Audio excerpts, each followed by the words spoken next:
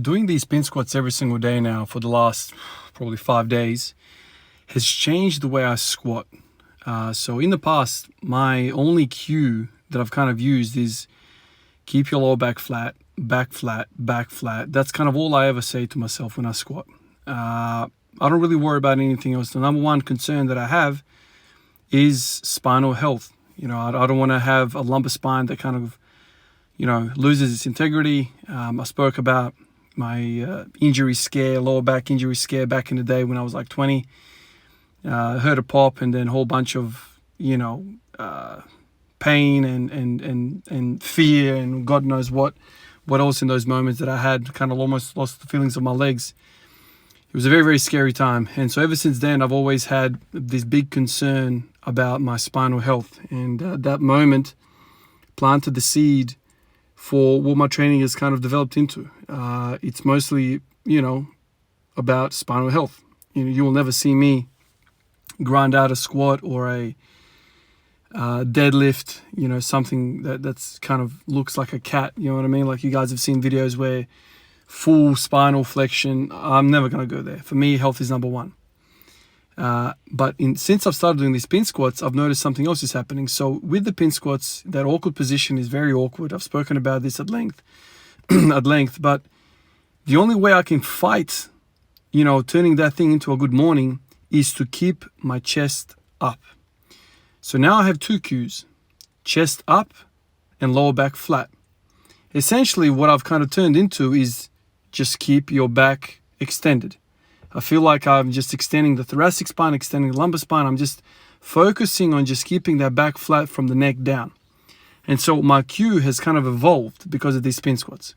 But when I go out into a normal ATG squat, like a free squat, I notice that my chest is up and I'll also notice my elbows go up as well. It's kind of like this, I don't know, it just helps me keep my chest up. So I've been thinking about thoracic extension a fair bit. So when we talk about upper back strength, most people talk about lats. I've been doing a lot of pull-ups. I'm thinking upper back strength. I'm thinking about pinching my lats down, putting my shoulders in my back pockets, if you will, when I'm deadlifting. So that's kind of how I've connected those dots in terms of upper back strength. But there's different kind of upper back strength. There's that, shoulder depression, kind of pull-up emotion where you bring the elbows down. There's that type of strength. And then there's thoracic extension, keeping your chest up. It's more like a upper erectors, spinal erectors job. Nothing to do with the lats, maybe a lot to do with the rhomboids and a lot to do with the traps. But in terms of upper back, I'm now turning my mind towards extension. Because when I squat, I don't do anything with my lats particularly. What I want to do is keep my chest out. And what that coincides is basically thoracic extension. The act of thoracically extending results in you sticking your chest out. And so I've been thinking about those lines, and I've tried doing overhead press. And I've went back to overhead press today as well, and I did a whole bunch of sets. 10 sets of 5 at 60 kilos is what I did today.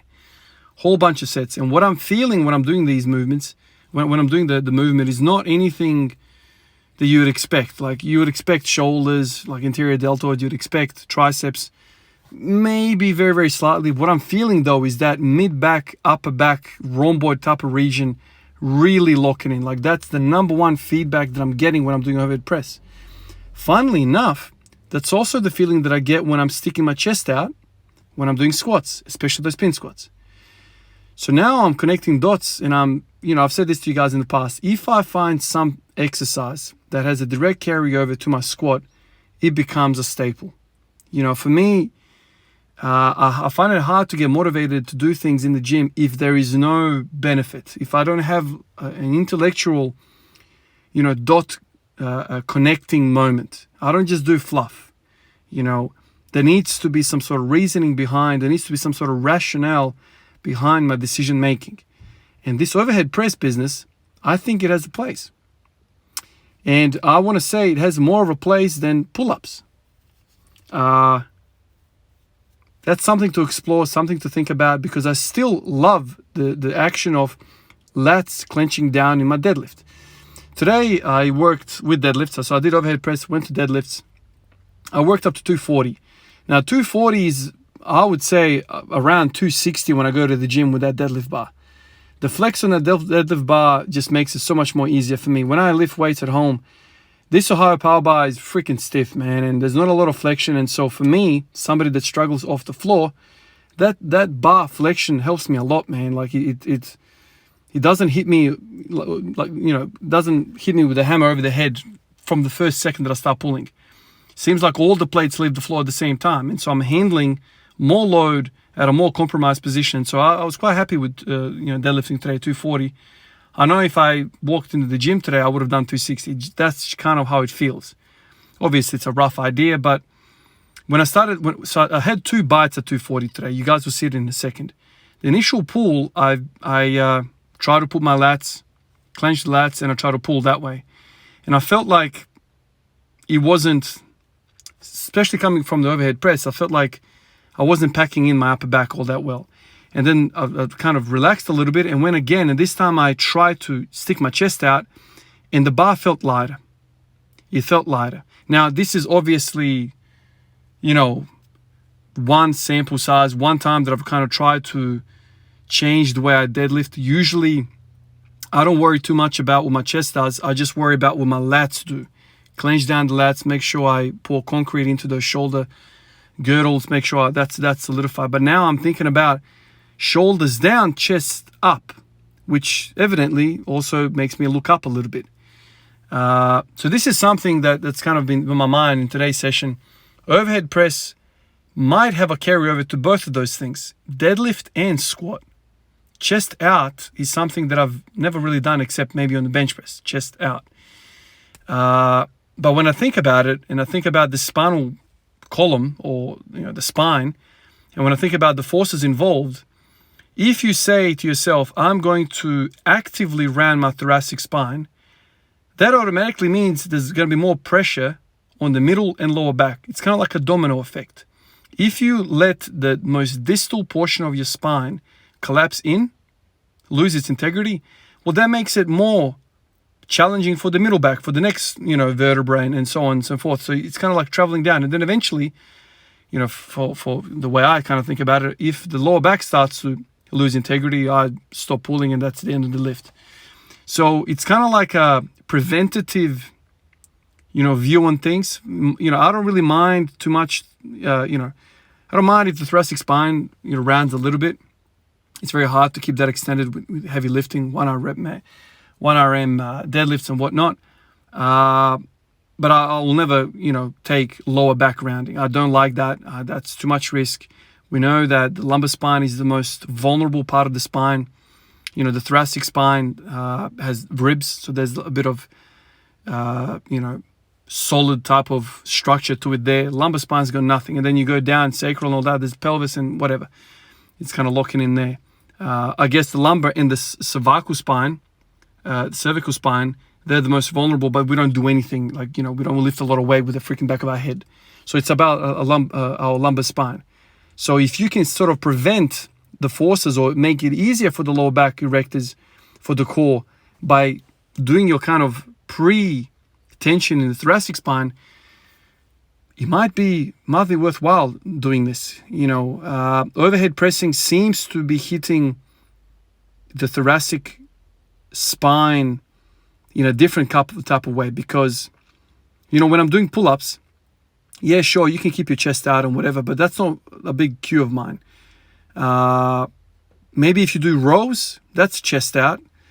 This is where I'm starting to kind of go 360 now, thinking about what's more applicable for deadlifting and squatting. Is it rowing or pull-ups? I've kind of previously said that I like pull-ups better simply because you're not taxing the lower back with yet another lift. You're kind of letting the lower back spinal erectors only deal with squatting and deadlifting. But if you do rowing as well, it starts to get awfully expensive, and lower back, that thing doesn't have a lot of recovery points. Once you fry that, man, it's a long recovery curve, and so you have to use those points in the lower back sparingly. That's kind of what I've said in the past. But now it seems that rows, might be offering something that I didn't take into account before. Chest out. Right now I'm doing chest out with squats, and I'm gonna probably start doing it with deadlifts as well. And so what are those muscles associated with sticking your chest out? We've already mentioned, erectors of the upper back, thoracic spine. And there's a whole host of other muscles, rhomboid minor, rhomboid major, obviously the traps, middle traps, lower traps, all of that stuff is involved in keeping your posture erect. And that's another thing that I've noticed doing these overhead presses. My posture basically improves immediately. I'm somebody that tends to want to round my shoulders in everyday life. I kind of walk around with this slouch position. Squats have never kind of been chest out. Deadlifts have never been chest out. And then everyday life is also not chest out. So it becomes this compounding thing where I'm just in that compromised position. So maybe I can connect the dots, right? So if we think about the spine and think about integrity of every portion of that spine, maybe the overhead press can take care of the top, and then obviously the squatting and deadlift can take care of the rest. It's you guys it's already been, I'm looking at the screen now, but you saw the 240 deadlift. The initial pull, I had slightly different cues to the second pull. The second pull, I was like, okay, chest out. And I kind of felt the bar lighter, which is interesting. When I look at myself in the mirror, and this is not kind of like an excellent indicator of strength, but when I look at myself in the mirror, two things pop out in my mind. I don't have a lot of back thickness, upper back thickness. I've got width. I've got some lats. I've always had lats because I've always done pull-ups. But I've never had thickness of the upper back. That middle traps, lower traps portion, rhomboids, I never had that thickness. And it probably explains it why, I never did rows. I never really cared for rows as much as pull-ups. And then you look at my physique, and my physique is kind of turned into a certain type of physique, right? And I wondered to myself, okay, what if I never did pull-ups and always did rows? How would my physique differ? So that's one thing. I seem to have really poor upper back strength. And then that probably makes sense how I walk around as well with that kind of slouch. I'm not a super sloucher, but I don't stick my chest out. That's not my kind of posture. So that's one thing. The next thing is hamstrings. I always have this basically straight line from my butt all the way down to the knees. Like, it makes my butt look even bigger because the absence of hamstrings. I always think to myself, if I added some proper freaking muscle there in the hamstrings, my butt wouldn't seem so big, because it's all about, perception. If you look at something, say you have no forearms, absolutely no forearms, we've got these gigantic biceps and triceps. Obviously, those biceps and triceps look really big compared to the rest of you, and so they kind of stick out. But if you have really developed, forearms, then it's not so obviously, overdeveloped upper arm. Yeah, that's kind of how I think about with my hips and my legs.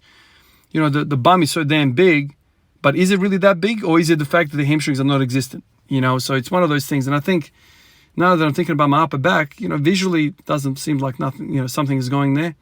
There's nothing going on there. And also when I think about my posture and think about how I walk around and think about how I lift, I always seem to let go of the upper back.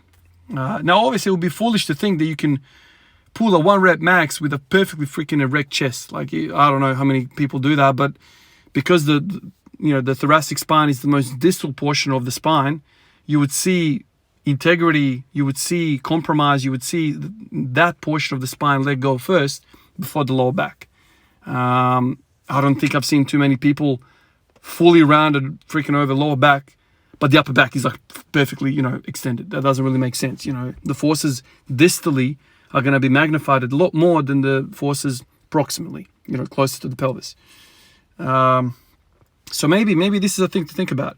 A whole bunch of you guys have said, we talked about overhead press, and I think the consensus is overhead press is better than bench press. It's a much better, much more involving, it's a full body freaking, exercise. I would tend to agree with that. But a lot of you guys have also said similar, things that I've kind of felt as well. It's so damn hard to progress, man. That's one of the things that a lot of people let it go because, man, you spend like months on end and you don't really see any gains from it. Everyone wants to be able to overhead press their own body weight. I've never been able to do that. So I'm 97, 98 kilos now. And I think my 1 rep max is still 80. Or maybe I've done 80, 85 in the past. I've never done 90 in the past. So that's a good 10 kilos extra, man. Or 20. Let's say 20 kilos. Jesus. Obviously, you don't expect somebody who hasn't done overhead press to be good at overhead pressing despite the bench pressing. You know, the opposite is true. If you're doing overhead press a lot and you never do bench, when you go to the bench, there seems to be great carryover. A lot of people have said that, and it just goes to show you that the overhead press does a lot more. You know, there's a lot of upper back involvement. Obviously, anterior delt and triceps are still there, which are kind of used along with the upper back as well. They're used in the bench press. But that's not what's exciting me. Bench press for me is like whatever. That's kind of like an afterthought.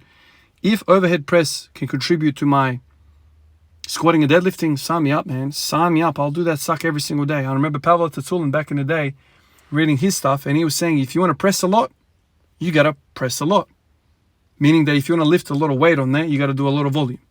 That's kind of what he said. And in the past, like 4 years ago, there was a whole stint that I did that, whole bunch of volume, 3 times a week. I did that. Another thought that popped into my head, one of you guys mentioned it a few days ago, that kind of sent me in that train of thought. Somebody said, Ivan, I know you're doing all these pin squats and all these different variations, but you want to squat Olympic weightlifters, but we don't see them doing pin squats and, Bulgarian split squats and all these other things. All we ever see them is do the Olympic weightlifting variations, all those lifts, and we see them do a whole lot of front squats, back squats, and they have really good squats. Why don't you just do that?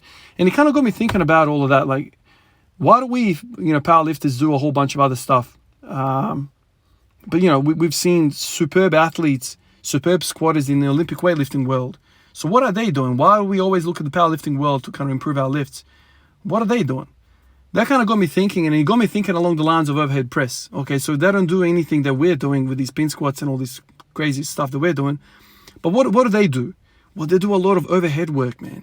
They do a lot of overhead work. They're always pressing over, like with the snatch and with the clean and press, clean and jerk. So they're always doing that. They're working overhead. And I'm thinking to myself now, maybe that's a big component, a big accessory to their front squats and to their back squats. Maybe that's something that we haven't identified yet.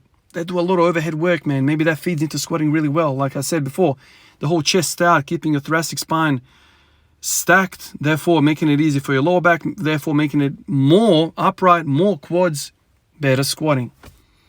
It's just a thought. I don't know. Like, obviously, it's really, really hard to kind of sit here and connect all those dots. But, it was an interesting comment, and it kind of sent me down this road of thinking overhead press. I know they do overhead pressing. A lot of that clean and jerking is not exactly all triceps. It's a lot of, legs in that. I don't see too many guys being able to freaking shoulder press 200 kilos. So it's more like a push press. But still, the bar is overhead. They have to stabilize that. And what muscles are involved in that? The whole thing, the upper back. Not the lats. It's the middle back stuff. Middle upper back. That's what's kind of involved in all of this. So anyway, lots to think about. Interesting stuff. But this overhead press is sending my mind down that pathway. So I'm going to look into this a little bit more. Appreciate you guys, all of you guys on Patreon, Instagram, and YouTube. Love the discussions. Obviously, as you guys heard in this video, I get a lot of ideas, a lot of stimulus from you guys, from your thoughts. I appreciate you guys. I'll catch you guys in the next one. Peace out.